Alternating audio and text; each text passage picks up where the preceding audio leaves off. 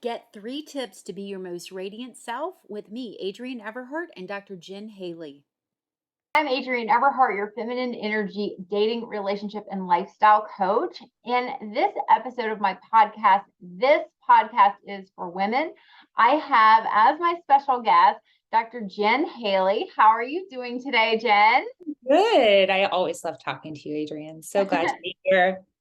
I'm so happy to have you.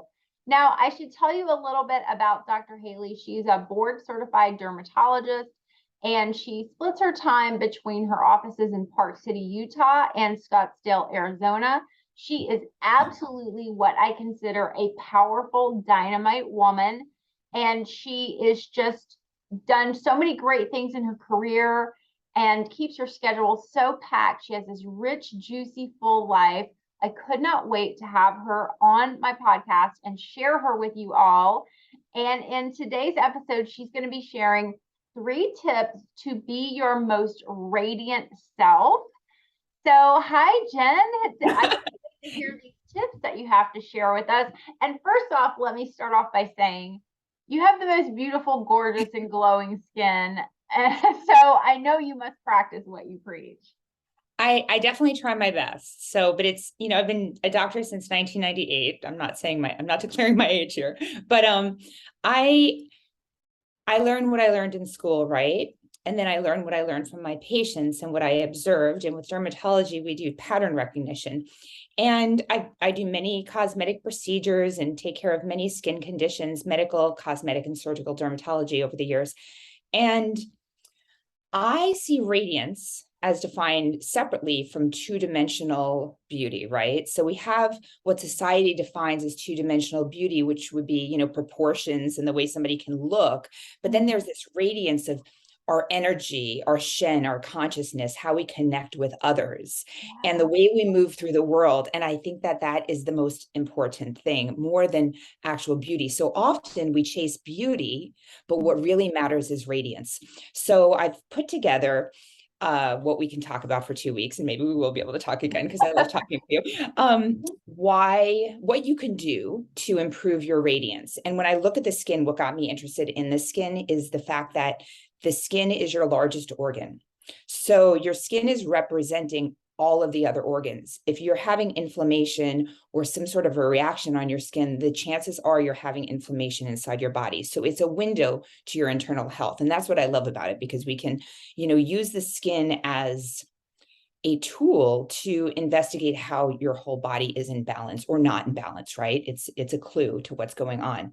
And why we're attracted to each other goes back into this area of science called evolutionary psychology, where we are attracted to people who we think of as fertile, as a woman, and a provider typically as a man, right? To support the children. So a lot of what I do is going to make you more attractive, even if you don't necessarily have that society defined two-dimensional beauty, which changes from culture to culture and from, decade to decade and from, century to century. So the first thing that we were going to talk about is mindfulness. And that carries into a lot of what you do, right? And it's everything from embracing your authentic self, right? Because I wouldn't be a good Adrienne. I would never be as good at Adrienne as you are. So I know we have these influencers and people who give advice and things like that, but you're never going to be better at being someone else than you're going to be at being yourself. So check in with yourself, and what aligns with you.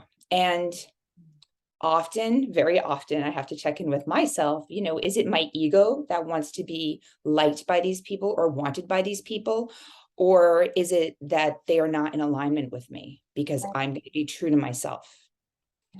I love that you bring up mindfulness and being true to yourself, because it's something that we say so easily. Oh, you need to be mindful and you need to be true to yourself. And it's really about how can I be mindful? How can I be true to myself when I see these beautiful images of women on Instagram with these lips and breasts and butts that like I can't achieve without a lot of plastic surgery. Women write me every day and say, oh, my boyfriend or my husband is liking all these Instagram accounts, and there's no way I can compare to the filter they're using or whatever lifestyle they have or how they look. And so I love that you talk about how this radiance really comes from within, because I believe as long as you're trying to identify and compare yourself and your natural beauty, your natural radiance against Instagram models or anyone else, that really puts your light out. That dulls your light and your radiance. And you have to proudly own, whether you've got, a big butt or a full lips or thin lips or, big eyes, whatever it is, you've got to own it like a rock star, regardless of the women outside of you. So when women come to you and, being a dermatologist and being a physician, someone who has so much influence on them, how do you explain mindfulness to them? Is that something that you share with them in your practice? I mean, in bits and pieces, some people want to receive and some people don't. So I feel that out during consultations and interactions. And I may ask someone to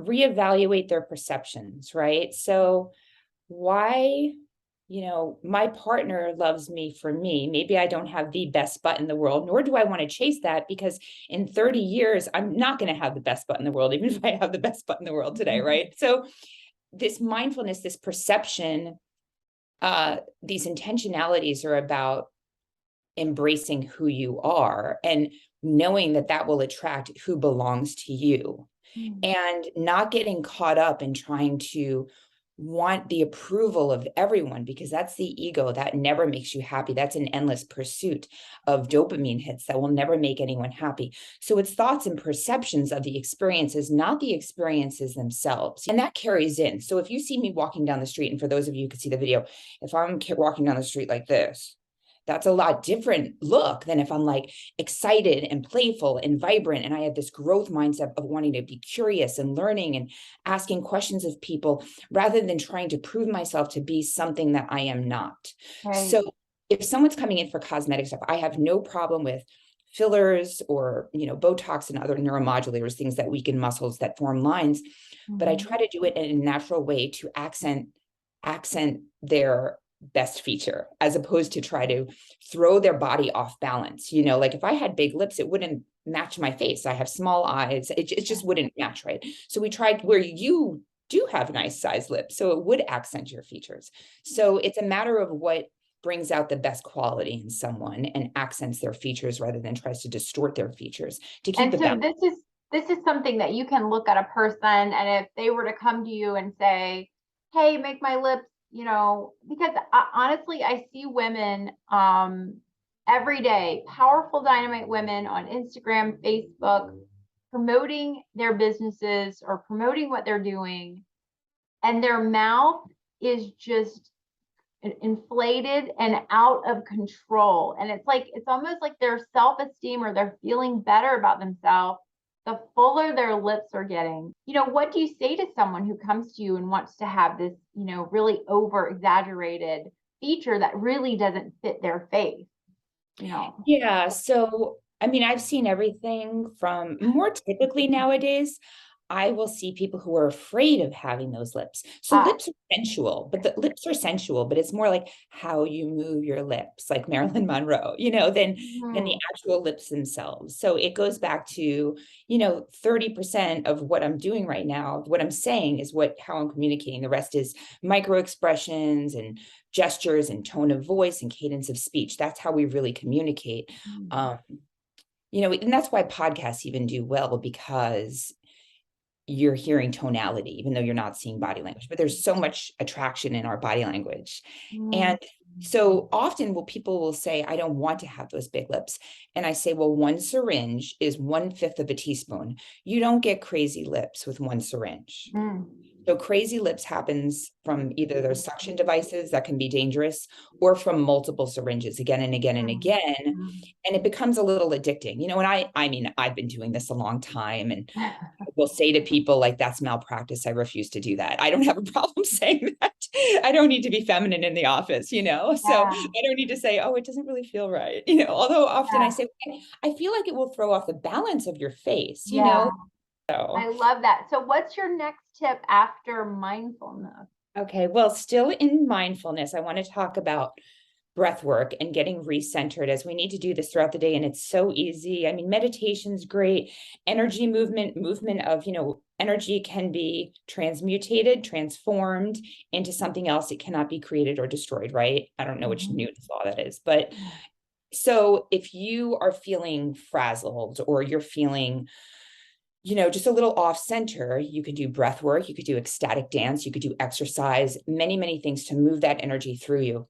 And just say you're in traffic or you're in the grocery line and you're in a rush and you have to get moving. There's the 4-7-8 breath work, which scientifically will recenter you, lower your blood pressure, lower your cortisol and your stress hormones. And it's very simple. You can do it anywhere. You inhale for 4. Okay. Hold for 7, 7, 6, 5, 4, 3, 2, 1, and exhale for 8. Inhale for 4, hold for 7, exhale through the mouth. Inhale through the nose, exhale through the mouth. 4 cycles of that in a row, twice a day for 4 to 8 weeks will make miraculous changes. Yeah, Miraculous I'm changes. feeling just, I practice box breathing, which is, inhaling and then holding it for the same amount of time and then exhaling. And exhaling to the 8, I noticed that it just took a little extra time. Just I takes it all almost feel off. like I ran out of breath, right? It resets the parasympathetic nervous system and just brings you back to what really matters. And I love breathing because, well, it's not sexy. It doesn't cost money, but we have it within ourselves. Everyone has that resource, which is why it doesn't get a lot of press, because nobody could make money off of it. And then the last thing I want to touch on is prioritizing sleep and having a sense of community and things that you love. And this goes back to you, like, yes, you are important when you text me, but nothing is more important than me doing what I love, whether it's painting or mountain biking or skiing or doing whatever I'm doing in the moment, because that is the ultimate radiant, sexy quality, is someone who you see loving what they do, Yeah. Yeah. And isn't it wonderful? I always get the most wonderful feeling when I hop on my bicycle and I have no one else attached to me. I'm not on my phone. My husband's not nearby, nothing else. And it's just this total freedom and bliss of being out in the ocean or swimming is a very also independent feeling. I mean, it feels so magical. But so often women just put it dead last. Even with me, with my schedule, sometimes exercise is at the end of my day and I can be too tired or have something that popped up and I put myself last. So do you have any suggestions to help women just stay on that track and do things that they love? Yeah, I agree with you. I mean, a lot of it is doing it first thing. So exercise has always been a priority for me. And when I was working a ton and married with 2 small children, all I did was work, serve my family, and exercise. And I didn't really have a good sense of community. And I prioritize that now, but I've always been able to exercise because for me, my mood is very dependent on exercise. So like you said, doing it first thing in the morning is important. I'm not so good with meditating or hobbies because the day just gets away from us. And we are nurturers, we are nourishers. So checking in with yourself and putting it on the schedule, doing it first, whatever you need to do to, and compromise is important, but not forfeiting your natural happy state. So often people will, a couple will say, oh, I want to go on a vacation, and the woman will forfeit what she really wants to do to please the man. And no one is a mind reader. So we have to communicate what our needs are and say, well, I would prefer to, do a ski vacation over a beach vacation. That would make me really excited. I'd feel super excited about that. So it's a matter of going back to authenticity, knowing who you are and communicating your needs to yourself and others, because I feel like, I don't know what it is, but we're trained in the society to, until I was about 28, I was so good at being whoever anybody else wanted me to be, and I see it so much, and it doesn't serve anyone, and it doesn't serve ourselves, because, going back to the first point, it's it's not necessarily what other people want, and you want to attract people that want you for you. You don't want to attract people who don't Absolutely. authentically love you. So Absolutely. So I love that you have shared with us this breathing exercise and that, we need to make sure we get out and live that rich, juicy, full life, and not put ourselves last, be flexible, but definitely put yourself as a priority. What other tips would you like to share with us today? okay, so the second group is nourishment. Okay. So nourish your skin from within and nourish it outside in. And we talked a little about skincare before you started recording. So foods I'll keep very simple because it can get complicated. So if it didn't grow on the earth or walk on the earth, don't eat it. So we eat way too much processed food. We eat way too much sugar. I'm not a fan of dairy. So dairy, processed food, anything with vegetable oils, sugar, they're all highly inflammatory. And highly inflammatory is going to lead to inflammation on your face, whether it comes out as eczema, acne, psoriasis, many other types of dermatitis. Itis means inflammation, arthritis, other things. So try to stick with real foods. So to understand you correctly, you don't eat cheese or dairy. What about goat's milk? I had heard that goat's milk was anti-inflammatory. It's not anti-inflammatory, but it's less inflammatory because Okay. it's a smaller animal. It's still made for baby goats, but I mean, I'm not perfect. I definitely eat goat's milk and cheese is my weakness. I'll pick cheese over chocolate cake any day, so I'm not perfect. I just know that it's have less of it, have as little as possible of these things Yes. because it's more about the load that comes into your body, and a lot of times we'll be like, oh, well, I just ate a little ice cream. I might as well eat the whole thing. Right. But it's more about how much your body can really process and work through and clear out to get into that homeostatic balance again, which it always wants to get into. So try to eat real food and have water as your main drink. What about alcohol or wine? I mean, those are inflammatory. Yeah. A lot of women, they love their wine. So what are your feelings about that?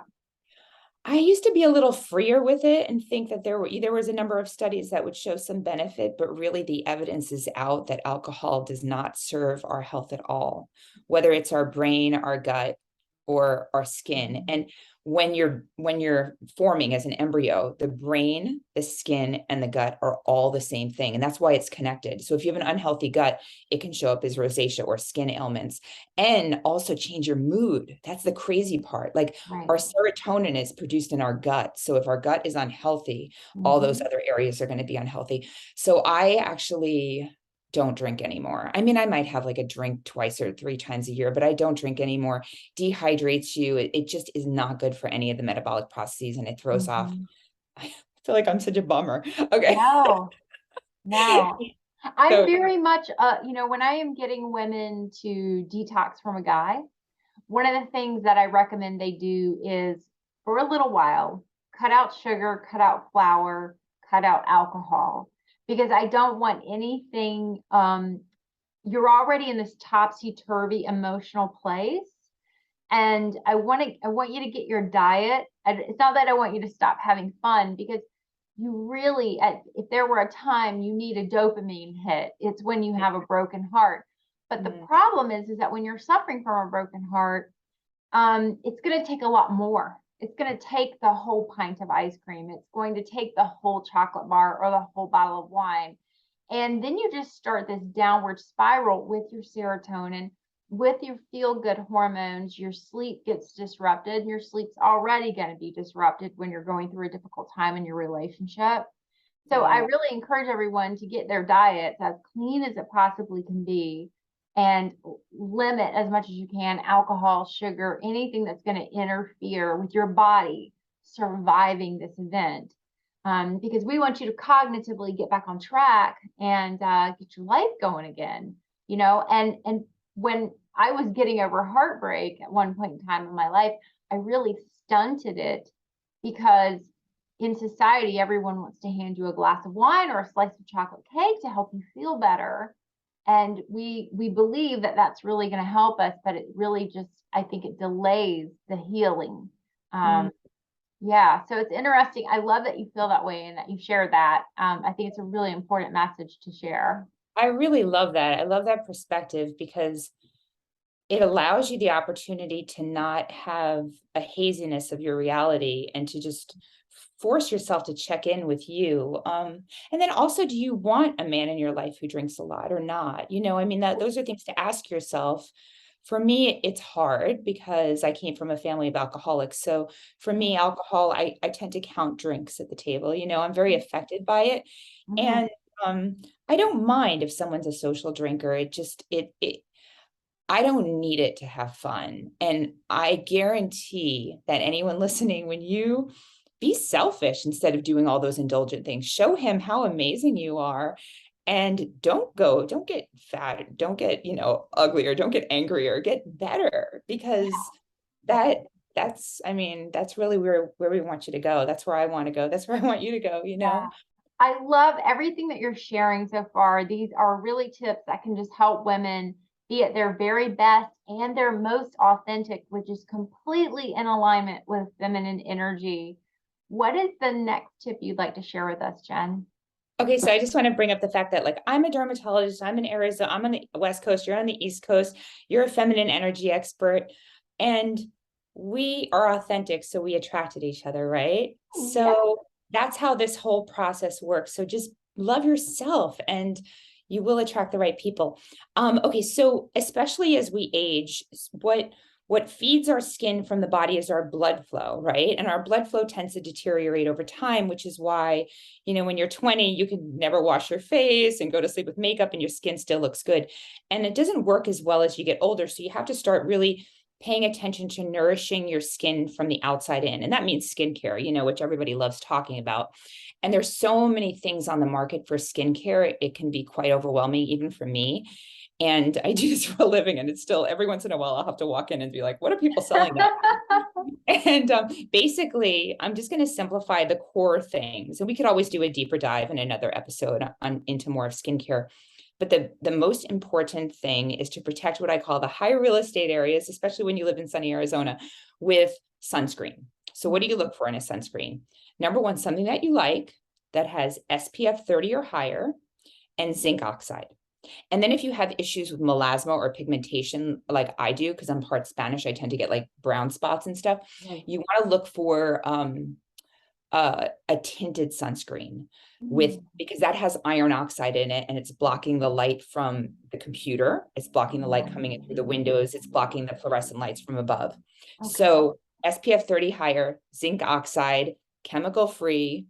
And then I like the tinted because that's all I have on is just tinted sunscreen. I don't have any makeup on. I just put tinted sunscreen on and then maybe some eyeshadow or So something. to make sure I understand, blue light that comes from our devices, like our phone or our computer, it can actually age our skin. It can through DNA mutations, and then it can also pigment by stimulating the melanocytes. Oh my gosh. So yeah, Wow. so if you don't need a flashlight outside, you're getting some sort of light energy, which can, Mhm. you know, affect the skin. Now, I do like sunlight. So this is the contraindication here is the way we set our circadian rhythm is through light. So as soon as you wake up in the morning, you want to get outside in sunlight, expose some of the large areas of your body, especially if you live up north and you're not getting, enough sunlight. You want to get out first thing in the morning and it sets your circadian rhythm for the day, which is all your metabolic processes. Everything in the body is set by our circadian rhythm. So get outside first thing in the morning, even if it's the middle of winter, as long as you don't need a flashlight, you're getting some sort of lux, some sort of a light energy to set your body through your eyes without, don't stare at the sun, but don't use sunglasses. Right. And yeah, and get I try to get my back or my chest or my stomach in the sun a little bit, 10 to 15 minutes from my skin tone. Very dark skin patients, my black patients need to get a lot more sun, but I still have everyone protect the high real estate, chest, neck, face, back of hand, because those areas will show the age. I do. I believe in sunrise and sunset, being outside. The sunrise is definitely proven as far as starting your circadian rhythm, and the light in the sunrise is different from the light in the sunset. They're different light rates. Really? Yes, they're different light rates. You don't want to stare. You just do like a downward gaze, and your body is receiving that life force. The sun is life force. Look what it does for plants. It does it for us. So I used to be anti-sun, and I did have seasonal affective disorder too when I was at Cornell in upstate New York, and no energy, just depressed. So we didn't really know what was going on back then, but now we do, when we know that we're energized by the sun. So instead of getting up, going on your screens, and then getting outside in the middle of the day and turning your screen on all night, you go in the sun in the morning, you can do some screen work during the day and then see the sunset at night. And that really will just bring your body back into that homeostasis. With the skin, I like vitamin C products in the morning, antioxidants in the morning, because it helps protect your skin from, just say you wash your face, you put on your vitamin C product, you put on your sunscreen and your makeup.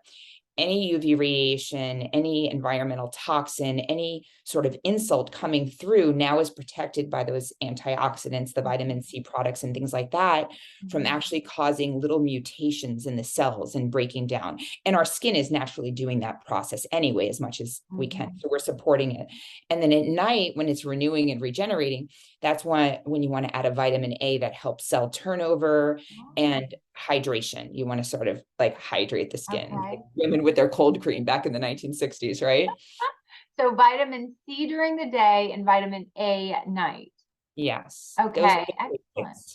Yeah, those are really the basics. So sunscreen, vitamin C morning, vitamin A at night. And then there's a lot of other nuances, but that's where I would have everyone start. If you're wanting to rejuvenate or anti-age, whatever, I haven't found a better term yet, then that's where you really want to start. But everyone needs to be using sunscreen and even a moisturizer, just an oil-free moisturizer if you're acne prone. Yeah, I love sunscreen. I've been using sunscreen on my face every day since I was around age 15 or 16 years old. And I didn't start until I was 29. I know a lot of people didn't. I remember my friends thinking I was kind of cuckoo. They were like, why are you putting copper tone on? It's winter. And back then you didn't have access to facial moisturizers with sunscreen. Other nourishing things is there are supplements, and they're meant to supplement. So you can't out supplement or out exercise a bad diet. So just remember that. But give yourself latitude, because some people can get so hyper focused or beat themselves up mentally for not following all these recommendations. These are all recommendations. In an ideal world, we all do the best we can. And you don't want to be that person like just walking like this and not saying hello to anyone because you're so worried about, being the right weight. At least you have your sunscreen on, right? I do hats. So I think of sunscreen as more of a backup, and then hats and sleeves, that's just how I look at it. But let's talk like supplements. There's some supplements. Doesn't sound very sexy though, hats and long sleeves. I mean, no, but this is what I tell my young patients, I go, it's better not to look sexy for an hour during your hike and then to look sexy the other 23 hours than to look really sexy for 1 hour and like an old rotisserie chicken the rest of the time. Right. I love that. It's a nice exchange of time. Okay, I'm going to remember that, because I go out and garden with my husband, and sometimes I'll wear my old baseball cap or I'll wear my big cowboy hat, and I'm like, I don't think I look very good, but if I put my hair in braids and then I put my cap on, or I do something cute to make the hat and the hair or whatever work, I feel good about myself. And then definitely keep that, interest out there with going and receiving arrows. So I would love to see a picture of you. We should post a picture of you with the podcast. I'll show you when mountain biking. It's hilarious. Under my helmet, I have a hat, and I don't get any looks on the trails. It's okay. Yeah. I've heard of caps to keep the shade on your bicycle. Oh no, it's a wide, big hat, Adrienne. This is not sexy at all. You've got to give us a picture now. I will. I promise to share one. Okay. The last thing on nourishment I want to talk about is intermittent fasting. There's probably a lot you've seen in the news and, on social about it. Basically, you have to be careful with this. So imagine you're eating all the time, and the only time you're giving yourself a break to eat is sort of like cooking in the kitchen and never giving the kitchen a break to clean up. So every time we exercise, we move, we breathe, we eat, our body has these waste products. And when we're young, we don't have a buildup of waste products. We could turn them over quickly, which is why you don't get hangovers. You can get 2 hours of sleep and look great. You don't have to wash your face and you look good. Things are turning over and clearing out quickly. As we get older, all these waste products kind of build up and they become what we call like zombie cells, which are basically Oh. particles and cells that take space but don't perform function. So they're wasteful. And the way we do that is by giving our bodies a break from eating. Okay. Okay. Does And that clear the zombies out when we take a break from eating? yes, it's a process called autophagy, which means self-eating. So we go in and we clean up the kitchen. Our body has this natural capacity to do that, but we have to take a break. So Dr. David Sinclair, he's a longevity researcher. I believe he's out of Harvard, MIT. I think he's out of Harvard. He's done a lot of research on autophagy, specifically even supplements like NAD precursors and resveratrol, which is in red wine, which is, why people think red wine is, healthy, but really you need barrels of it to get enough resveratrol for your body. Don't But say that too loud. Someone might misunderstand, but no, yes, I'm no. understanding. Yeah. So basically, it takes about 24 to 48 hours of not eating in order to hit this sweet spot with autophagy. I don't find that very tolerable. I've done that a few times, maybe finish my last meal at 3 p.m. and then wait till the next day at 3 p.m. because then you don't have to go to bed hungry both nights, Yeah. Mm-hmm. And that works okay, but my life force comes from exercise. So if I don't eat, I don't usually have the energy to exercise. So I don't do that very often. So what we find to be very beneficial, there's many studies supporting this, is time restricted eating. And that means eating your food within a short window of like 8 hours. Mm-hmm. So maybe starting at 10 a.m. and finishing at, 6 p.m., right? Your stomach is done eating at 6. I find that easy. I could wake up, get some exercise, get a little work done, have a meal 10:30, 11, and then be done by 6. And all the other 18 hours, or 16 hours, my body, 16 or 18, my body is cleaning up the garbage, and that you'll be amazed. Your skin will start looking shinier and smoother if you do that. The one thing is, if you're a cycling woman, which most of us are, if you do this too much, it will increase your cortisol and your stress levels, and it will defeat the whole purpose because your hormones will be out of whack. Yeah. So you don't want to do it all the time like a man. We are not men. That's why they don't do research studies on women as much, because we're complicated, So what we're finding with women is you can do it your second and third week of your cycle. So your first week, your bleed week, don't do it. You're going to have, and then the week before, eat whatever you want, because your body wants to do that. You're building an organ. You're basically building an entire organ that then you're going to bleed out. So the week before your period, like, it's okay to eat what you want when you want, and it actually resets your metabolism. So it's a little bit higher. And then weeks 2 and 3, do the intermittent fasting, things like that to help your body kind of clear up. And so you could say, because I'm not a breakfast person, so I usually have coffee, but with no sugar in it. It is decaf. And then I don't really eat until about noon. And then I think sometimes I have dinner around 7. And then would that be a form of intermittent fasting? And then do you need to do the 24-hour like a couple of times a month, or just the intermittent? Yeah, there's a couple of thoughts on this and beliefs on this. And some people will promote a fast once a quarter, or a 24 hours once a month sort of thing. But we find that the time restricted eating, which is what you're doing, whether you don't eat in the morning or you don't eat at night, and I kind of split the difference, that works for me. That having those 18 hours or those 16 hours of not eating is enough to stimulate autophagy, to help kind of clean it up. Yeah.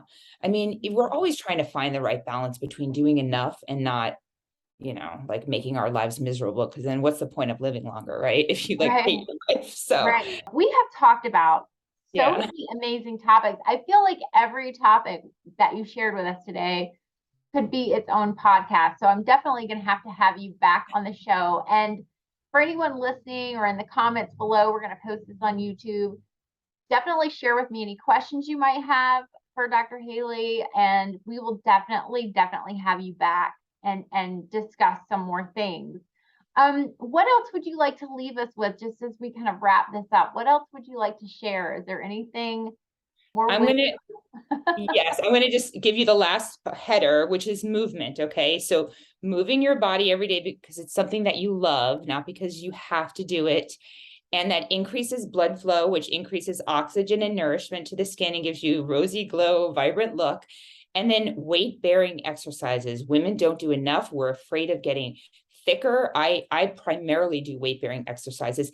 Muscle is our metabolic currency. Muscle burns calories, it rests.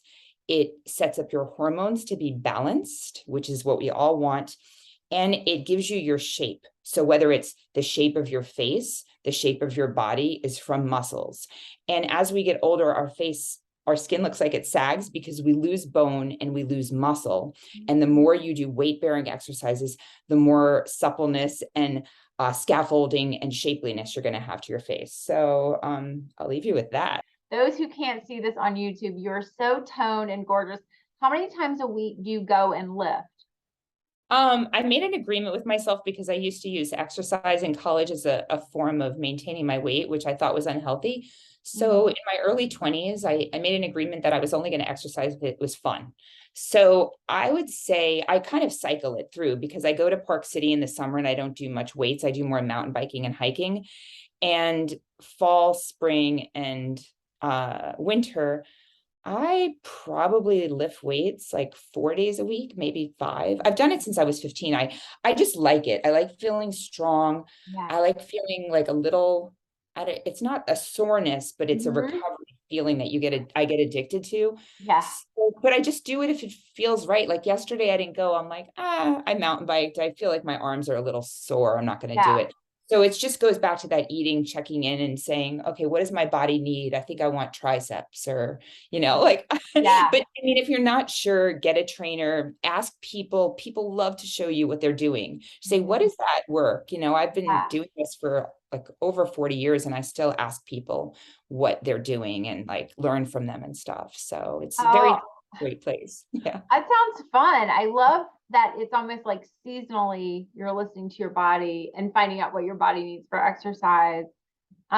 You talk about how like men take 3 months, right? Well, so does skincare. The skin takes 3 months to turn over. So and the seasons are 3 months.